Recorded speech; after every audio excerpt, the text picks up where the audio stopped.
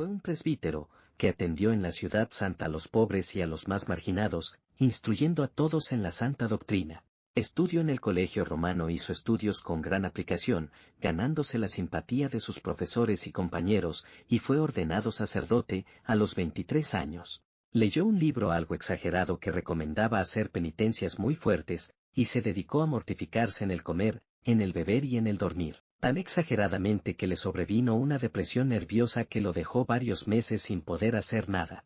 Logró rehacer sus fuerzas, pero de ahí en adelante tuvo siempre que luchar contra su mala salud, y aprendió que la mejor mortificación es aceptar los sufrimientos y trabajos de cada día, y hacer bien en cada momento lo que tenemos que hacer y tener paciencia con las personas y las molestias de la vida, en vez de andar dañándose la salud con mortificaciones exageradas. Desde cuando era seminarista sentía una gran predilección por los pobres, los enfermos y los abandonados. El sumo pontífice había fundado un albergue para recibir a las personas que no tenían en donde pasar la noche, y allá fue por muchos años el joven Juan Bautista a atender a los pobres y necesitados y a enseñarles el catecismo y prepararlos para recibir los sacramentos. Se llevaba varios compañeros más, sobre los cuales él ejercía una gran influencia. También le agradaba irse por las madrugadas a la plaza de mercado a donde llegaban los campesinos a vender sus productos. Allí enseñaba catecismo a los niños y a los mayores y preparó a muchos para hacer la confesión y recibir la primera comunión. Los primeros años de su sacerdocio no se atrevía casi a confesar porque le parecía que no sabría dar los debidos consejos. Pero un día un santo obispo le pidió que se dedicara por algún tiempo a confesar en su diócesis. Y allí descubrió Juan Bautista que este era el oficio para el cual Dios lo tenía destinado. Al volver a Roma le dijo a un amigo: antes yo me preguntaba cuál sería el camino para lograr llegar al cielo y salvar muchas almas, y he descubierto que la ayuda que yo puedo dar a los que se quieren salvar es confesarlos. Es increíble el gran bien que se puede hacer en la confesión.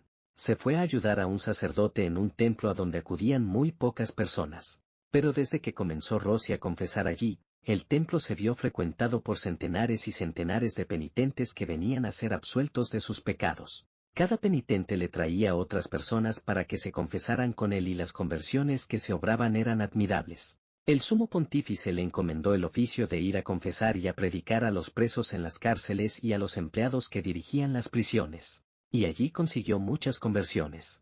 De todas partes lo invitaban para que fuera a confesar enfermos, presos y gentes que deseaban convertirse.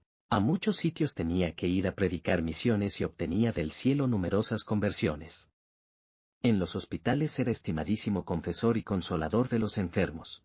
Sus amigos de siempre fueron los pobres, los desamparados, los enfermos, los niños de la calle y los pecadores que deseaban convertirse. Para ellos vivió y por ellos desgastó totalmente su vida. Él se mantenía siempre humilde y listo a socorrer a todo el que le fuera posible. El 23 de mayo del año 1764, sufrió un ataque al corazón y murió a la edad de 66 años. Su pobreza era tal que el entierro tuvo que costeárselo de limosna. La estimación por él en Roma era tan grande que a su funeral asistieron 260 sacerdotes, un arzobispo, muchos religiosos e inmenso gentío. La misa de Requiem la cantó el coro pontificio de la Basílica de Roma. Todo el bien que habéis hecho a uno de estos mis humildes hermanos, a mí me lo habéis hecho. Mateo 25:40.